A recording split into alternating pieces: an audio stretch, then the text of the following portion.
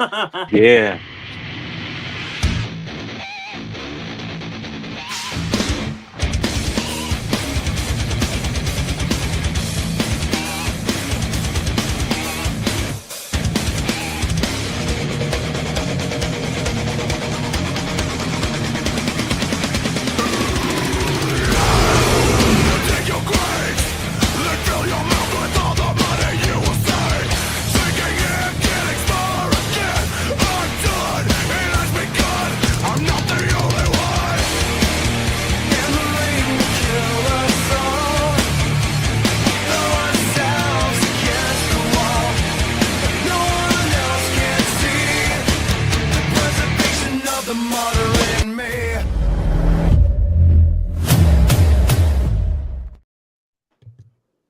Ladies and gentlemen, boys and girls, children of all ages, Stadium Rant proudly presents to you the most electrifying wrestling show in the world. We're your hosts, and we got a new look, and oh boy, is it so sweet. But you got some familiar faces. I'm the Big Show Shake and Bake. We got the Nard Dog, Bernard Green, and El Capitan. JC Kirk. We're the Ringside Boys. This is, of course, Ringside Rant. Tonight, we got a whole lot to talk about, but really not a lot. This is kind of what I said to JC. It's a lot to talk about, but really only 2-3 topics. It's going to take up a lot of time.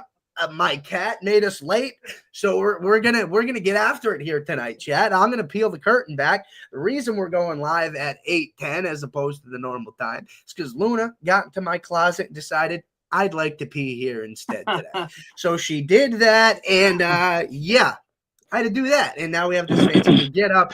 Gentlemen, before we get into any of the TNA Bound for Glory and the WWE Crown Jewel Perth, how you doing? Doing good. Got Philly sports on. Every TV is locked in right now. But we're here for wrestling, so I'll talk wrestling. Yeah, same here, man. What a week. I just thought long be running errands and all, getting medicine, getting food, takeout, all that fun stuff. But overall, it's been pretty good. It's been pretty good. It's Friday. Hey, listen, we're almost to Friday. It's like those memes, almost Friday. We are almost there, gentlemen. There's a lot going on this weekend. I know you guys are big football guys. I may end up streaming Bound for Glory on my private channel, but I believe you gentlemen will be here 8 a.m. with me on Stadium Rant for Crown Jewel. Yep, up and early. I'm gonna try and make it. Yeah. All right, JC's locked in, but listen, we'll start with TNA because we're friends at TNA here on the show. I love getting to talk about them. In the Invasion / Showdown show on Tuesday, we can kind of touch through that because there's some TNA or NXT influence on this show. We can kind of go through it. Bernard can kind of take the lead on how those things were involved in these matches going forward. Should be really, really fun. Of course, you know, you got the Call Your Shot Gauntlet. That's going to be really fun on both sides. A lot of names involved in there. Don't really really need to dive into it too much. It looks like on the women's side, they have Lei Ying Lee coming in at number 1 and Mance Warner. They're at number 20. So that's something they wanted to know if anybody's taking score at home. Maybe those are names to look out for. Hardcore War, The System, Moose, Eddie Edwards, Alicia Edwards, Brian Myers, Johnny Dango Curtis are going to take on Order 4. Mustafa Ali, Tasha Steeles, John Schuyler, Jason Hodge, and Agent Zero. And this is going to be an absolute banger. The System, it kind of makes sense that they're butting heads with Order 4 at this point. Two really big factions in TNA at the moment have been intertwined here or there. Mustafa more recently has been kind of dealing with individual cases coming up here or there. But it's just like it says in the name of the match. This is about to be a war between these two factions. I don't know directly how I feel about this one.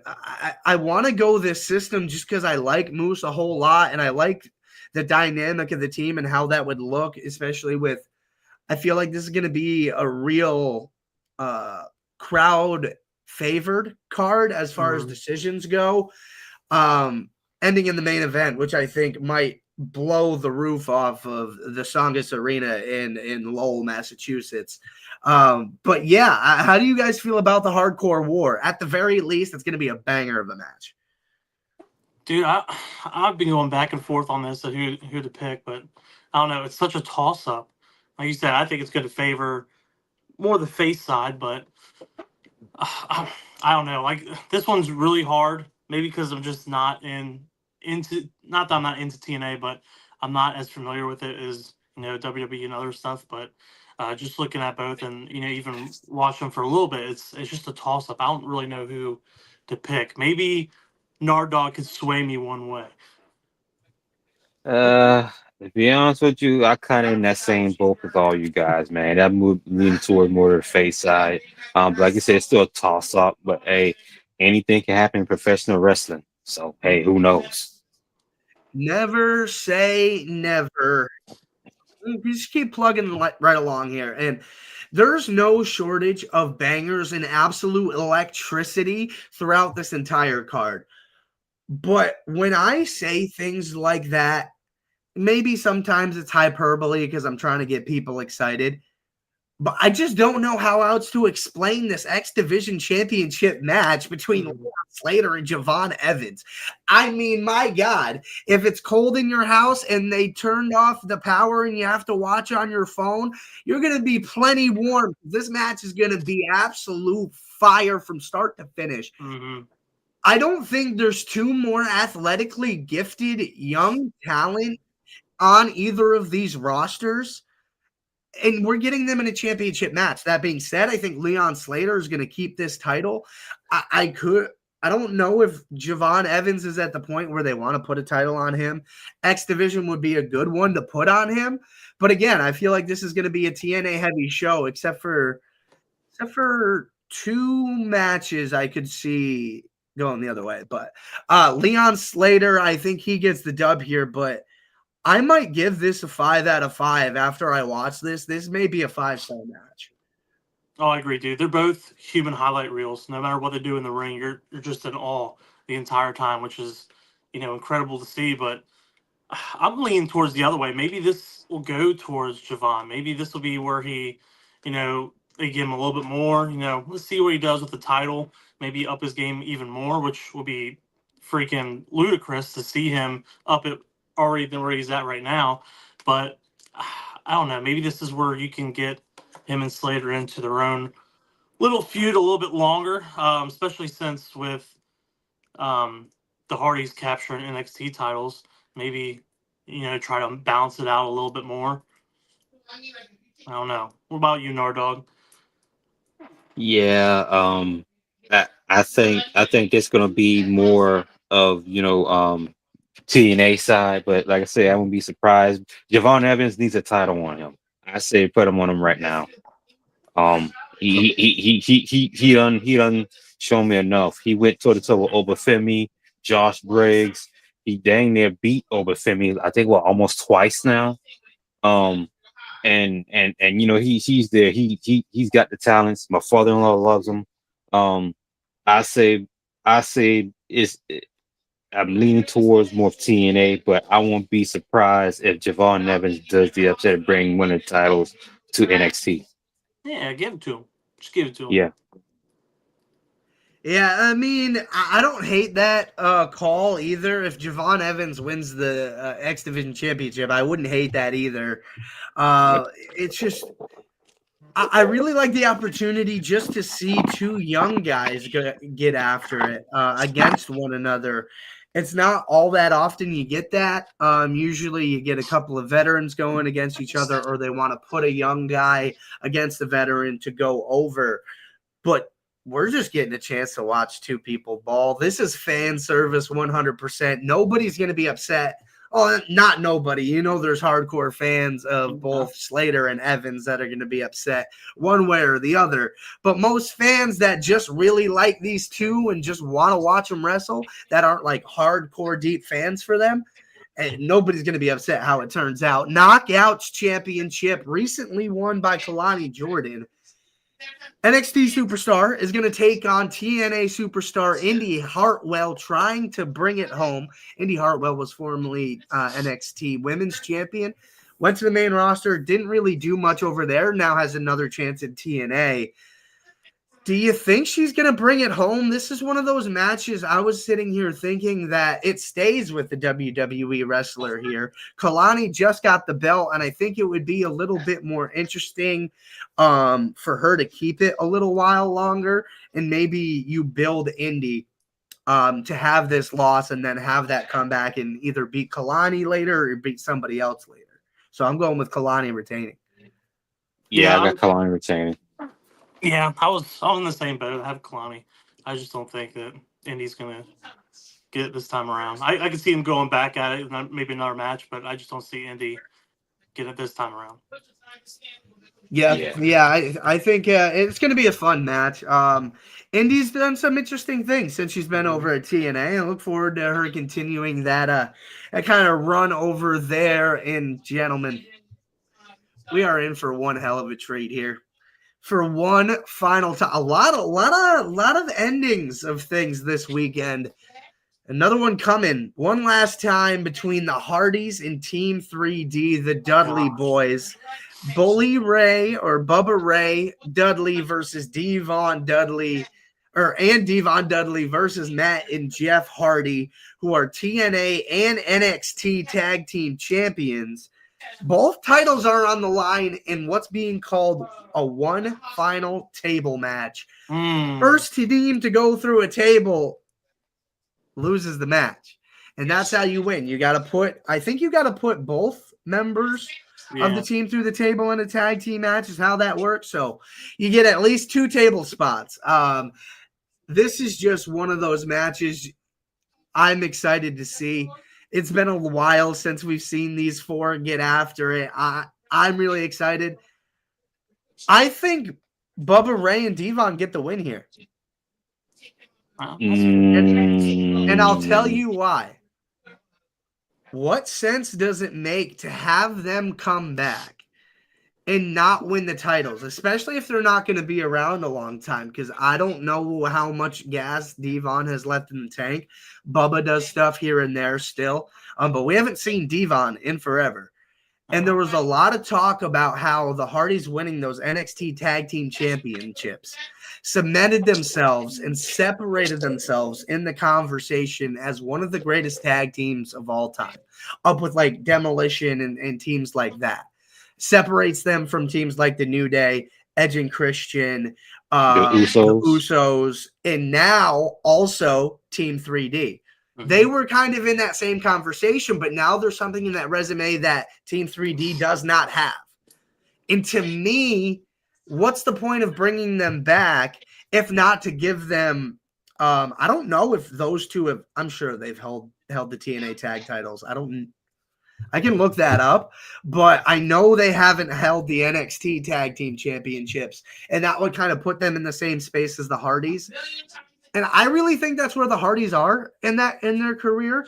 They're not gold chasing. Any belt they get is awesome, but they wouldn't be. It wouldn't shock me if they would drop the belt just as quickly as they got them right back to Team 3D. So I'm going with the Dudleys to take the NXT and TNA Tag Team Championships. Dude, I'll be honest. I don't want to say I don't care, but I'm going to be happy with whoever wins. This is going to be an amazing match. I already feel nostalgia just, looking at the card, which is amazing. I get where you're going with, why bring them back. But maybe that's why you don't give them the titles. If they're going to come back, it's not like you're going to hold on to them. I don't see them, like you said, they're about empty. Devon is what? He's crippled at this point. He's barely coming out. We didn't even think he was going to come out. Everyone's thinking, oh, is Devon even healthy? Is he okay? Is he alive? Devon? Yeah. There was actually Where's Devon chants at Slammiversary when I was there. It was so funny. And Bubba was like, that's a good question. Yeah, and I'm not going to answer it. Yeah. But yeah, Bernard, it seems like you disagreed with me right off the rip. Did I convince you whatsoever? Well, I said what you said. Actually, it makes sense, and I cannot agree with you more. However, Mm. I gotta go with the Hardys, man. The Hardys was my favorite tag team growing up. Watching them, watching Jeff Hardy do some crazy daredevil stuff. Mm. I call him the evil Knievel of the WWE of professional wrestling. Period. Um, and so I got the Hardys winning, but I won't be mad or upset if the Dudleys have those titles, win those titles from them and all. But I think it's kind of too early. I just don't see it too clearly, so I'll go with the Hardys. Fair enough. I'll be on the island. All right, just like our tribal chief. Come Sunday, it'll be the island of relevancy. Anyway, listen, the TNA World Championship is also on the line. Big Trick Williams is going to take on TNA's prodigal son, Mike Santana. Came this close in the triple threat. Trick was playing possum on the ramp the whole match while Joe Hendry and Mike were fighting it out for the title. Trick came in, got the pin, has been going back and forth all this time. And then the last, I don't know, what was it, month or so, or maybe 2 or 3 weeks, it was said from Mike Santino Marella to Mike Santana, you can't put your hands on Trick Williams if he doesn't touch you until Bound for Glory. That was in the contract you signed. And that was just eating at Mike Santana over these past couple weeks. Shackles are off, gentlemen. Hands are going to be thrown. And that Bronx boy is coming right out. Mike Santana, he's going to be something you're going to have to worry about. Trick Williams has got a problem. And I don't think this title is going anywhere else than right back home. Carlos Silva, get those hands warm, buddy. You're going to take the title from that referee and give it back to your boy. Mike Santana will walk out of Lowell, Massachusetts, Bound for Glory as your TNA World Heavyweight Champion. I agree, man. I think this is what they're waiting for, is for Bound for Glory. This is Santana's time.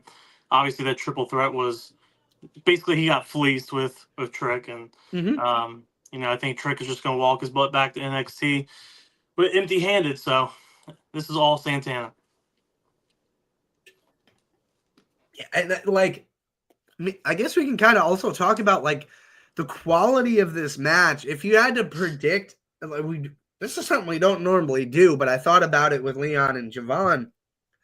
If you have to predict a ranking out of 5, where do you feel like this match is going to go? I feel like I don't know that I've seen Trick Williams put on a 5-star match. Probably the closest he got was with Mello. But even that, I think I was at a 4 or 5. I'm at a 4 slobber knockers. Yeah. Yes, we're ranking them out of slobber knockers. Oh, yeah, you got who is the guy? You got Cousine writing it out of Marons. We write it out of slobber knockers. Shout out JR. Yeah, I'm going with 4.5 out of 5 slobber knockers. I think the moment itself is going to take it up that extra half a point. I think the match is probably going to be a 4. I think the crowd reaction, how into it they are going to be, for me, that's just as much as it as the match is. Now, if the match is insane and the crowd sucks, it doesn't take away for me. But if the crowd is awesome, it does add to my score. I gotta be honest. I agree. But if the match isn't good and the crowd sucks, that's you know what I mean? But yeah, I'm at a 4.5 out of 5 slobber knockers on this one. I think it's gonna be an awesome match. In the main event moment, we'll take it to the 4 or 5. Oh. What you got, Bernard? So Trick Williams and Mike Santana, I got Santana. I think it's time. What's your rating prediction? Rating, I say about a 4.5, maybe. Okay, so he's in the 4 to 4.5 out of 5 slobber knockers on that. That's fair. One. Yeah. The slobber knocker scale. Yeah, I mean, that's it for TNA Bound for Glory, gentlemen. I will be live on the Shake and Bake Twitch channel reacting to TNA Bound for Glory. Come hang out. That'll be a fun time. And now to the stadium rant business. We gotta lay some track here, put down the work. Saturday morning, get your coffee. We'll be live right here, 8 a.m. Thank God none of us are on the West Coast. We'd really be hurting and be live at 5 a.m. Although I didn't mind the 6 a.m. start last time we were in Australia for I think it was Elimination Chamber. It was kind of fun, you still had the rest of your day left. Anyway, a lot of people are upset about this stipulation. With what we're kicking off. Roman Reigns, Bronson Reed, Australian street fight. I understand. I do. And this is something I said on Twitter or X, right? Someone's like, the tribal chief deserves better. When he stays. Man, he just was champion for 5 years. Let him have fun. Let him do fun things. Let him put other people over. He had his time. I get it. Maybe you're a really big Roman fan and you only want to see Roman do top level stuff. I get that side of it. I do. But what I'm telling you is this match is going to be fun. I don't see Bronson and Roman in a street fight being a bad thing. The Usos are going to be involved. Braun Breaker's going to get involved. I wouldn't be surprised if they have some random Australian celebrity that gets the crowd hyped, or an older Australian wrestler, something like that comes in to beat up Bronson Reed, which would be freaking hilarious. Or maybe a new member of the Bloodline family. You don't know. That's the thing about this. Roman's not going to be going after the title 24/7. This dude has one of the most dominant title reigns of all time. What else is he going to do but have a title reign that's going to leave you disappointed? Let's be honest about that. Let's be brutally honest about that. Until it's been longer when he's without the title, and I don't want to see him go after the belt Cody has right now. I want to see him go after the World Heavyweight Championship at some point. I want to see him go after Seth Rollins, but I don't think Seth will have the belt by the time he gets there. I think Punk is going to take it off him at Mania. For sure. But he's the freaking tribal chief. He shows up on a random Monday. The arena explodes. They're going to explode in Perth on Saturday morning. I get it. This is going to be a really fun match. I'm calling it right now. There's no way it's less than a 4. I think it's going to stay at a 4. But I don't know, man. I think people just get really upset about stuff. And don't have any expectations going into this match. It's going to be fun. And if I have to pick a winner, I think Roman's going to win. I can see that. The only thing I know about Australia is they have giant insects, giant animals. So I don't know what kind of street fight it is unless you're bringing in kangaroos and these giant freaking tarantulas. It's going to be gross if that's the case. Maybe some Foster's beer. Maybe, I don't know, whatever you want to call it. I think it's going to be a great match. It's going to be something different. Yeah. Not only a match at 8 a.m. I guess only for us. They're at night. But still, that's not the point. Yeah. I agree. I think this is the point where you can have Roman just have fun, do what he wants, get people over, which is needed. I'm leaning towards the other way, though. I think, Bronson gets the win. Maybe steals a new pair of shoes and gets that shoe follow back to kicking. I'm gonna go. Yeah, I'm gonna go. Yeah. I'm gonna go for my owns on this one. Okay. BG.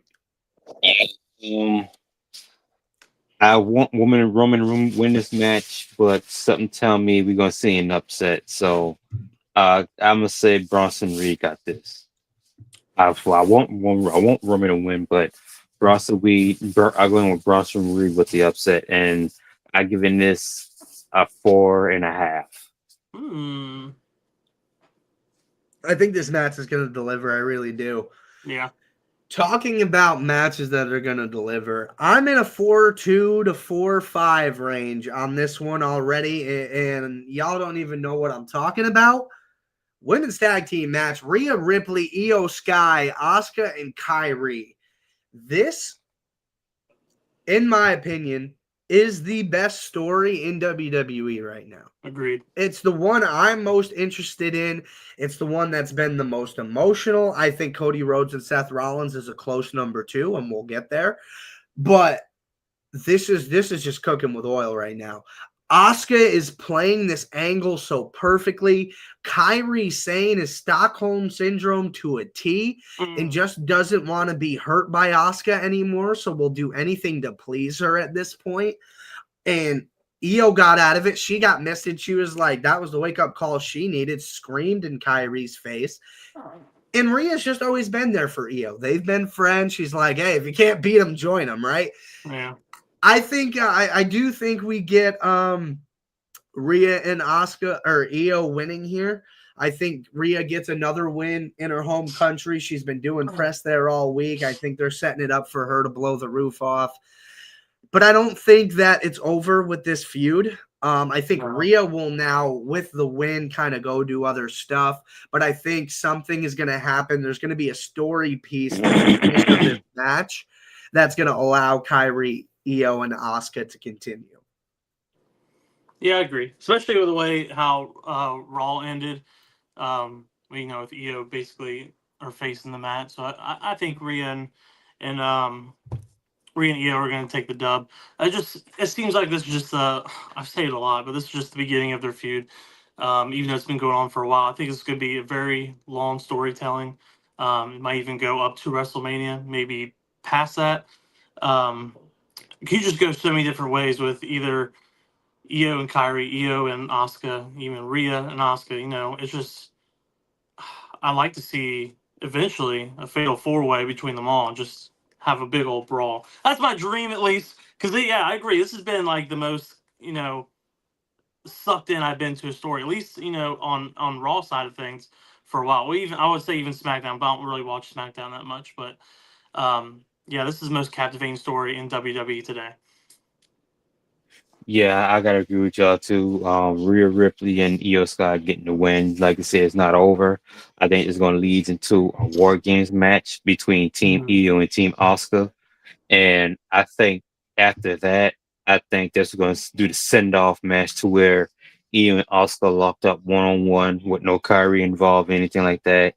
Going to be the student versus the mentor, and that's when Iyo will finally go over on Asuka and surpass her that way. And I think that's where we'll get the the Kyrie turn on Asuka around that time, or well, like I said, Royal Rumble. So I got Iyo Sky and Rhea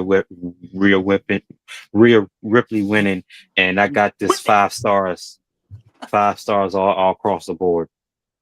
I like that. That's a strong prediction out of Bernard with the 5 stars. I dig that. I'm just wary about pre-giving 5 stars. I think it's going to start out of 4. Also, yeah, 100%. Like, just looking at it. And I 100% agree with the fact that this can be a 5-star match. So I'm going to ride with Bernard to the fact that the potential absolutely would 100% be a 5-star potential. So, I mean, that's kind of the question when you come out of this match. If you're Rhea Ripley, you imagine she wants to separate herself from the situation. What do you see on the horizon for her? She's had a lot of championship runs. It doesn't really feel like that's necessarily the next destination for her.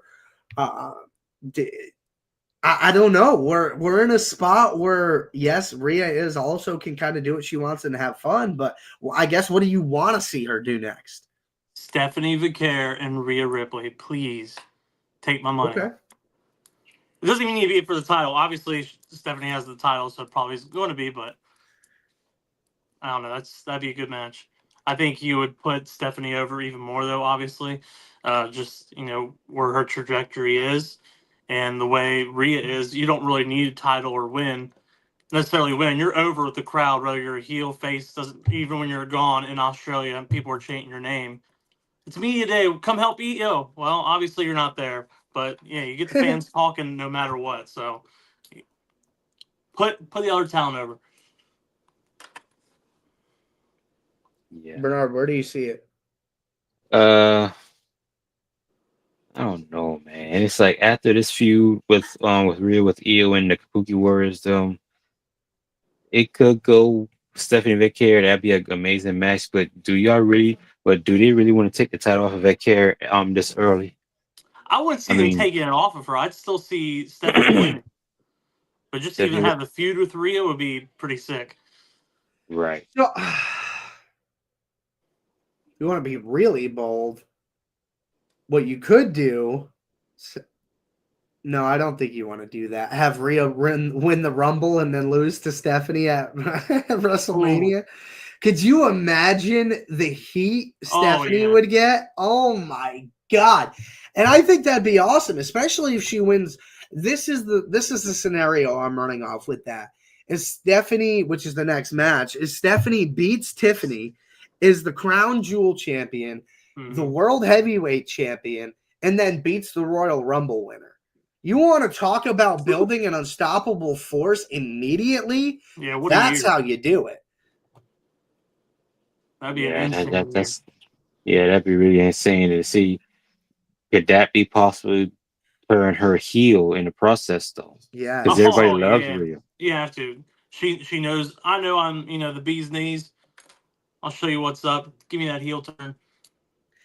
That's the thing. I think it would be phenomenal. And that's to the next match. Exactly where I'm going. Stephanie Vaquer, I think at this point, while you give me the argument of Tiffany's reign is getting stale, she probably needs this win more than Stephanie does because she's so young. She's red hot right now with this title. Yeah. If she loses this match, in my opinion, it does not matter whatsoever.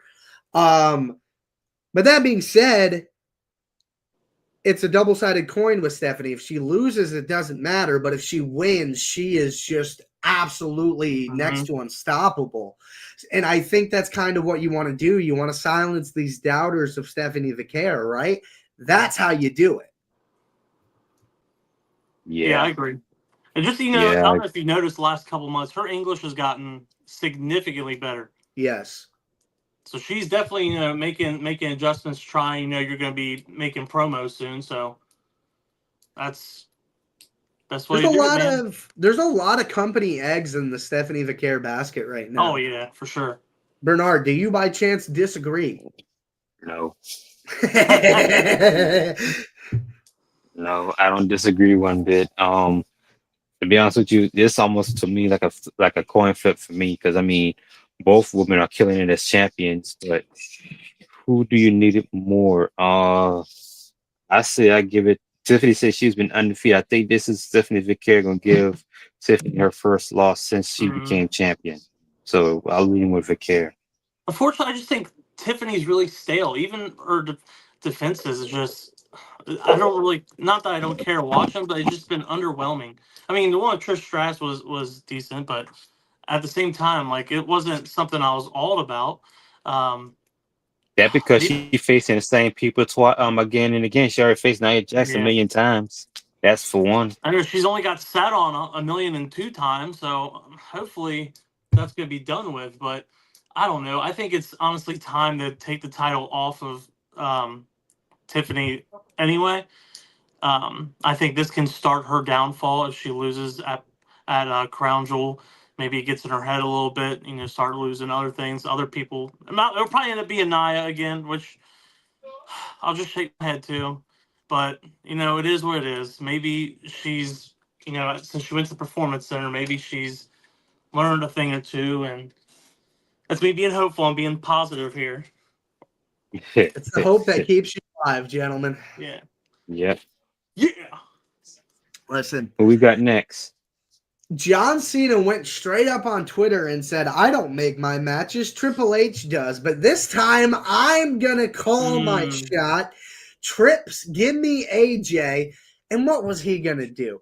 Triple H, seemingly chronically online, was not going to ignore that. No. And stepped right up and said, you know what? It's official. You want a dream match repeated? You're going to get it. John Cena versus AJ Styles one last time. Another international crowd for AJ Styles. Never disappoints. John Cena, last time ever in Australia as well. I don't think John has the gas to go 5 anymore, but I'm giving this 4.5. I think this is going to be absolutely amazing. His match with Logan Paul was fantastic. Oh, it was great. The clips I see back and the callbacks and the moveset that both of those wrestlers used was just absolutely unbelievable. And for me to think that AJ Styles and John Cena are going to get deeper into that bag is absolutely asinine, in my opinion. This is going to be, for lack of a better term, and to not sound heavy-handed here, but this is going to be phenomenal. I agree completely, dude. I think this is where Cena gets his 100th PLE win, though. So I'm a rock with Cena. You know, I don't think they're not going to give it to him.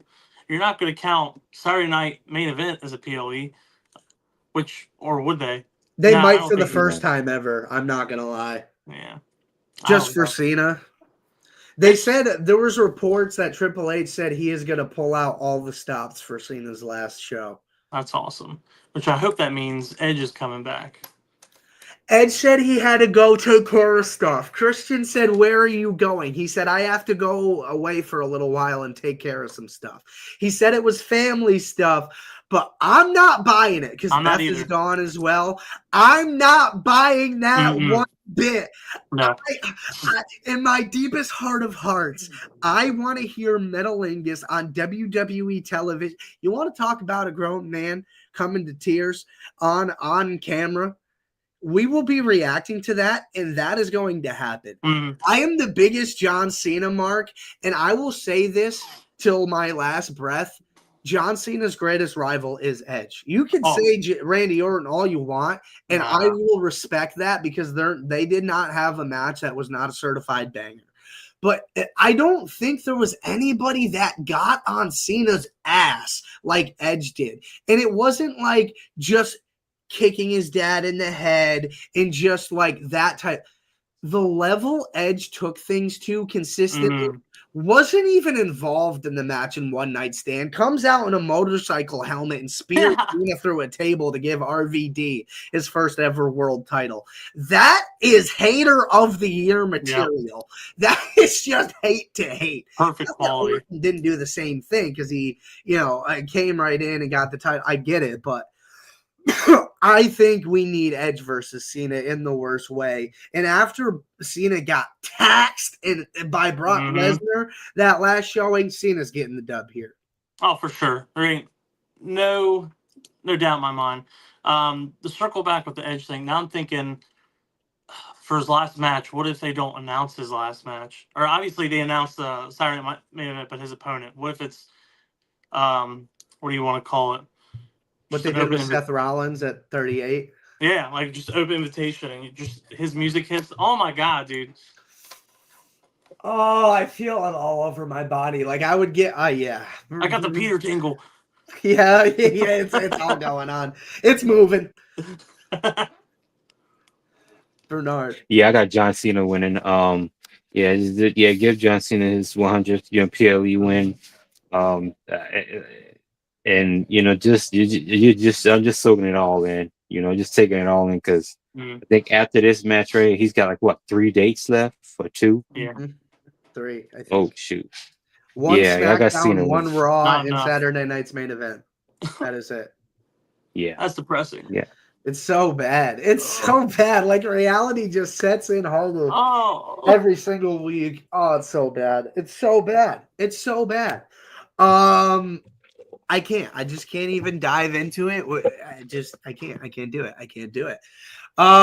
Do the men's crown jewel championship match. The reigning and defending crown jewel champion, the American Nightmare, Cody Rhodes, will take on the world heavyweight champion, Seth freaking Rollins, for the crown jewel championship.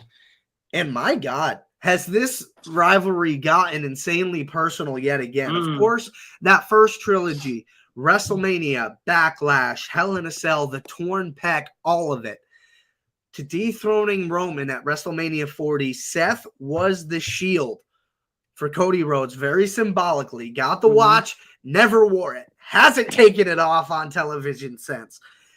This is so good. These two have gone back and forth. Cody's like, Seth, may the best man win. I know we had our issues, but we put it behind us. May the best man win. And Seth was like, no. I just hated Roman more than I hated you at that point. Did you forget that I tore your pec and then put a kendo stick into it for funsies? Like, there's a deep-seated hatred here. I wouldn't be surprised if Cody and Seth's kids hang out, but like on camera, this is a deeply personal rivalry, and it's so good. We talked about the wrestling soulmates, and it plays out every single week almost to perfection. Yeah. That being said, Cody has had Seth Rollins' number ever since he came back to WWE. Cody's the reigning Crown Jewel champion. Seth Rollins is going to get the dub here, in my opinion. I think the Vision is going to be involved. Paul Heyman's getting involved. I don't know if Becky gets involved. I don't know. She might, considering she has been in the past. It just seems like this might not be the spot where Punk and Seth really made sense, but we'll see. Vision definitely involved. Maybe you get a new member. I know we've been kind of back and forth on that for months, but I do truly see Seth Rollins walking out with the Crown Jewel Championship in that nice, pretty ring. Completely agree. Yeah, this whole thing, with Cody being unstoppable against Rollins, it's just kind of showed in itself. This is where Rollins is going to win, especially after that speech with Heyman. Have to question why I picked you over Roman. Like, ooh, I think that just lit a fire under Seth. Yes. I don't know. I got Seth. I don't think the Vision get involved here, though. I think this is more of a Seth, I'm going to show you why I'm leading this group. I'm doing it all by myself and make sure you all stay behind me. Yeah, set the tone. Yep, I got Seth Rollins winning as well. I said Seth Rollins, this is a must-win for him. Like you said, being to, the series of matches that they had. I think Cody Rhodes is either 3-0 or 4. I think he's 3-0 against Rollins. He needs it in order to make Bronson Reed and Braun Breaker believe in him and this vision that he talks about. So, in order to get behind that, but with Paul Heyman, you got to be careful with him because, Paul Heyman is right there with Seth Rollins. He also know the weakness or starting to study the weakness of Seth Rollins. Seth Rollins had a group of people that he tried to lead for in the Messiah gimmick, and look where that went. He turned his back on the Shield. My thing is, I think he's slowly but surely having Braun Breaker studying Seth Rollins. And you got Brock in your back pocket. Yeah, then you got Brock Lesnar in your back pocket. And it's like, it's like Paul Heyman is like the Illuminati of the WWE. Once you sell his soul, once you sell his soul to Paul Heyman, it's like, yes, he gonna make you untouchable and invincible, but in the process, he's sucking the life out of you, and that's what he's doing right now. Yes, with the price. So he done it to Brock Lesnar, he done it to CM Punk, and he done it to Roman Reigns, and now he's doing it to Seth Rollins. So the question is, who is really playing who? And I got Paul Heyman. Yeah, I got Paul Heyman, having Braun Breaker studying Seth Rollins every move. So when the right time come, the snake will strike. So, but I got Seth Rollins winning. But that's what I also see too in the future. That's my vision. The Vision. Ooh, I like that wordplay there. Yeah. The Vision comes tumbling down. And maybe that plays a factor. Maybe it's a little bit sooner than we think. Maybe Brock Lesnar is waiting in the wings, and Seth is like, "No, Paul, I'm doing this on my own." And Paul pulls the trigger and is like, "I didn't think you could do it, so I had Brock come in and try to help you out." And then Seth gets pissed about that, and that sets that whole tailspin. Don't know. Could be very interesting. We'll see what happens. I appreciate everybody that was hanging out, showing love tonight. We'll be live bright and early Saturday morning, 8 a.m. for WWE Crown Jewel in Perth, Australia. Make sure you check out StadiumRant.com for articles on your favorite teams, players, and leagues. Make sure to follow Stadium Rant and all the boys on social media. And if you're not down with that, we got 2 words for you. Acknowledge us.